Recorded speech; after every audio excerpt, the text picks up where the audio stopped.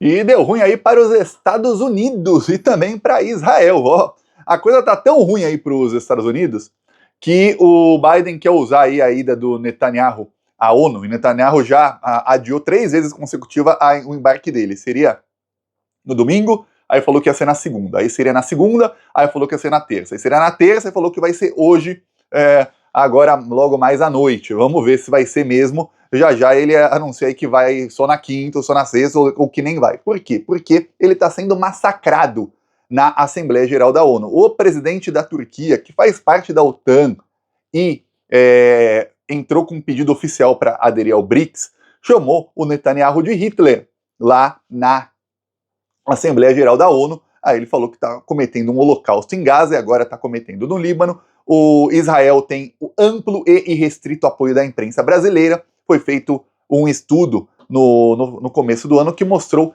que a imprensa brasileira é a imprensa no mundo inteiro, inclusive mais do que a de Israel, é a imprensa que mais apoia o genocídio na Palestina, mais do que a imprensa israelense. Boa parte da imprensa israelense, mais da metade dos maiores jornais de Israel, inclusive o maior, que é o Harvest, esses jornais estão contra o que está acontecendo. Viu?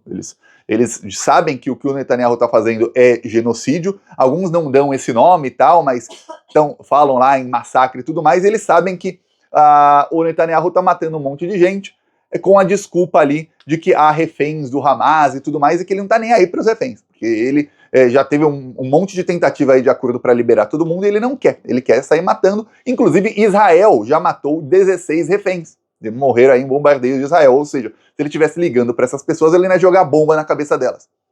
Pois bem, uma das reféns foi liberada e falou que o namorado dela foi morto lá por uma bomba.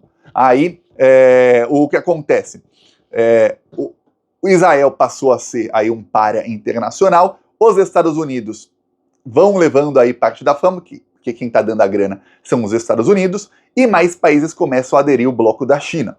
E aí a China anunciou aí ontem o seguinte: eles fizeram um mega pacote econômico aí de quase R$ 1 trilhão, são 188 bilhões de dólares, é muita grana para ter mais investimentos na China e para ter mais consumo na China. Ou seja, os chineses que hoje...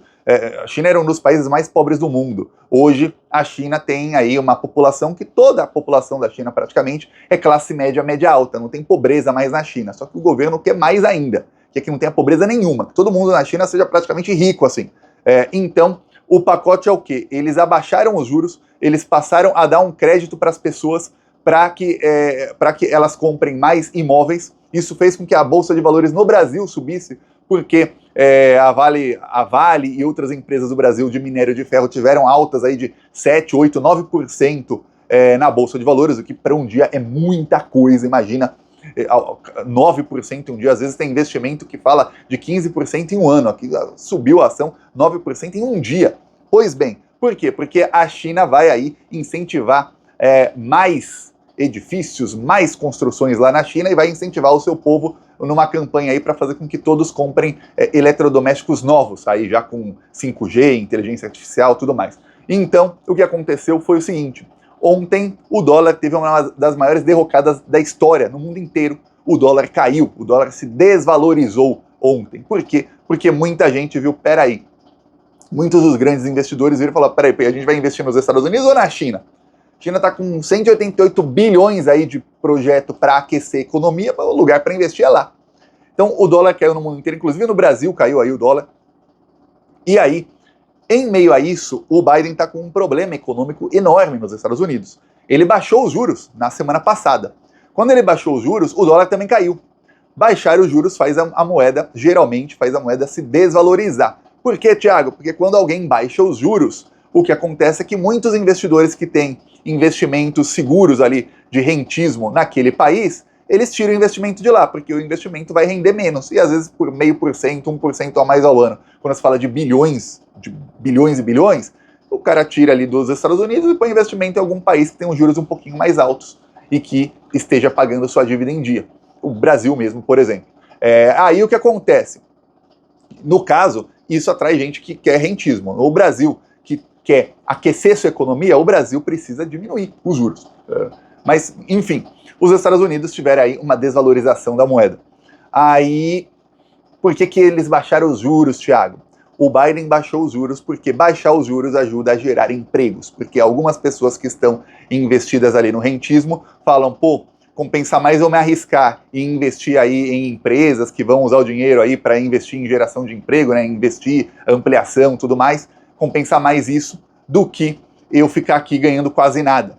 Por isso que baixar os juros ajuda a gerar emprego. E o Biden está hoje com o maior desemprego desde a pandemia. Então está alto o desemprego lá. Ele precisou abaixar os juros para gerar emprego. Exatamente por isso que no Brasil, e o fato da dívida ser enorme do Brasil e gastar aí mais de 80 bilhões por mês para pagar a dívida, no Brasil todo mundo defende aí a queda dos juros exatamente para gerar mais emprego que vai fazer a economia girar. Então o Biden, ele abaixou os juros aí para um dos menores níveis que os Estados Unidos já tiveram aí na história.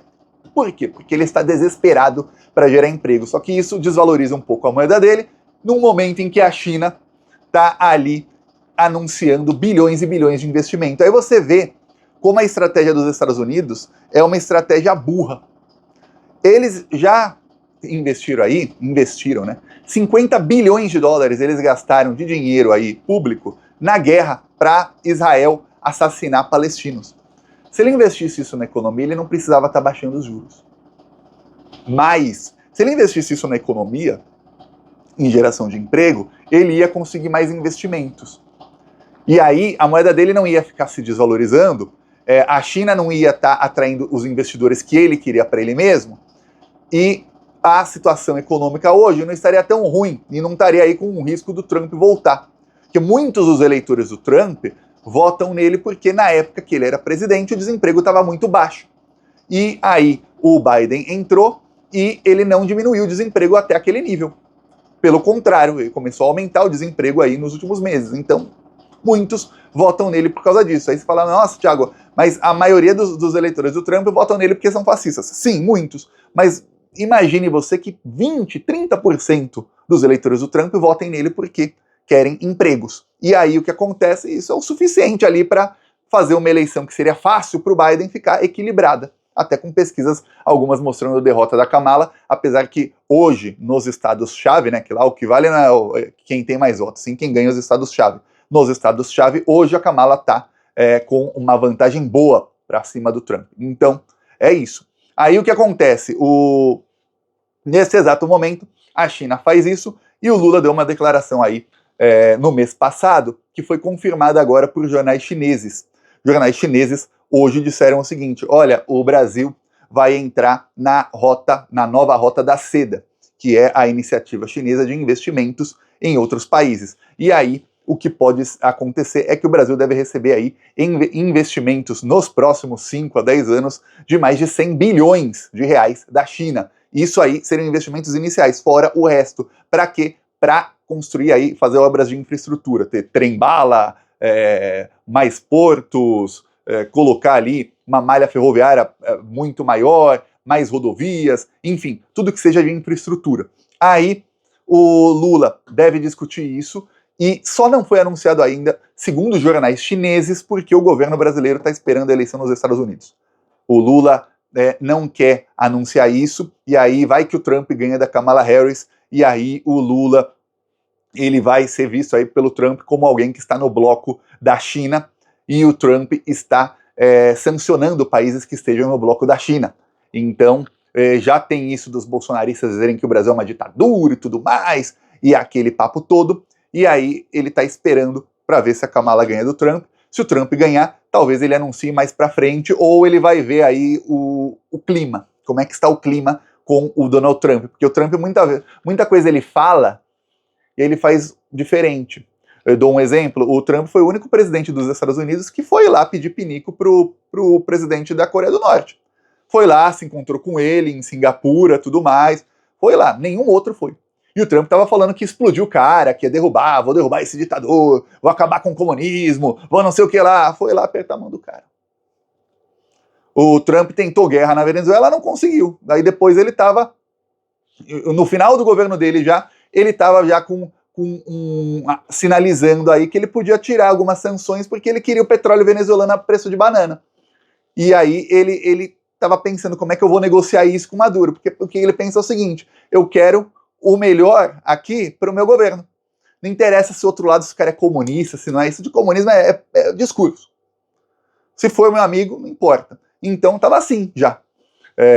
Aí, obviamente, depois desandou a maionese completamente, o Maduro rechaçou qualquer tipo de coisa com o Trump, e aí o que acontece? Chegamos no momento agora, que é a China com investimentos aí enorme, atraindo muito investimento privado também para o país deles. Os Estados Unidos vêm da desdolarização sem volta, tem uma cúpula da ONU, e pela primeira vez o presidente americano chega lá bem desprestigiado até por alguns aliados. O Lula teve encontro aí com o presidente da Alemanha, que diz que é muito fã dele e tudo mais, foi elogiado pelo Bill Gates. O Lula teve encontro com o Macron, com o presidente da Jordânia, com o presidente da Espanha, né, chamou o Biden para ir visitar a Amazônia em novembro, que é outra, você vê que o Lula consegue ser amigo do Biden e amigo dos chineses. Ele quer que o Biden visite a Amazônia porque ele quer vender os créditos de carbono, que o Brasil, mesmo o Brasil se industrializando, o Brasil tem créditos de carbono aí para vender. E aí estamos falando de alguns bilhões de dólares. Ele conseguiu chamar atenção na imprensa mundial também, porque, olha só a esperteza do Lula. O Lula é um cara que faz discursos desde muito antes de eu nascer. Se alguém fala, Lula, você tem 10 minutos para falar, o Lula sabe escrever um discurso, e quem escreve para ele também sabe, escreve sempre ao lado dele, sabe escrever um discurso que vai ser lido em 10 minutos. E aí o que acontece? O Lula fez um discurso na ONU, na Cúpula do Futuro, sabendo que ele ia extrapolar talvez o tempo. Sabendo, ele já sabia. O cara que faz discurso sabe, eu tenho 10 minutos, eu vou falar assim, assim, assado. E lá tem o tempo para ele ver. Aí o que ele fez? Ele deixou para o fim do discurso a parte em que ele desce a lenha na ONU, fala que fala ali mal dos países que estão descumprindo acordos e tudo mais. Por quê? Porque ele ia ver. Aí o Lula falou, acabou o tempo dele e cortaram o microfone, só que ele continuou falando, com o microfone cortado, mas continuaram ouvindo ele com os tradutores no ouvido. Então só não ficou o microfone ali na sala. Ele continuou falando por um bom tempo, aí acabou o discurso dele. Aí finalmente acabou o discurso dele. Mas ele fez proposital, e aí é notícia no mundo inteiro. Quando cortaram o microfone do Lula, quando ele estava detonando os países mais ricos do mundo, que fazem acordo sobre o clima, fazem acordo sobre segurança e tudo mais, e chega na hora H, eles não cumprem nada. É isso. Aí você tem um comitê de segurança na ONU, em que você tem os Estados Unidos com poder de veto, e tem alguns outros países também com poder de veto, e esses países mandam no mundo. Eles dizem qual guerra pode e qual guerra não pode. E aí Israel pode fazer o que quer, por exemplo, e fica por isso mesmo, porque aí qualquer coisa os Estados Unidos vetam. Fim.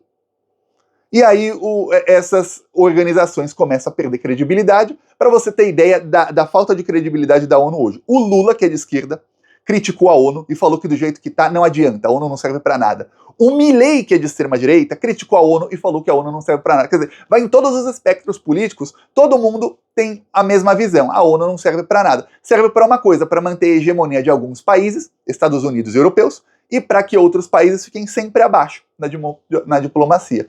Você vai ver que muito em breve o caminho que vai ser criado, já que a ONU não está servindo para nada, vai ser criar uma ONU paralela. Até o diretor-geral da ONU falou que o mundo está de uma maneira insustentável e que tem que ter uma reforma na ONU. Até o diretor-geral da ONU está admitindo isso. Já vai ter uma ONU paralela. Os países vão, isso aqui não funcionou, não serve para nada, vamos fazer uma outra aqui, e aí quem quiser aderir vai aderindo com o tempo. É isso, porque o mundo está se dividindo. E aí nessa divisão, felizmente, hoje o Brasil está do lado aí que está saindo vitorioso, que é o lado dos BRICS.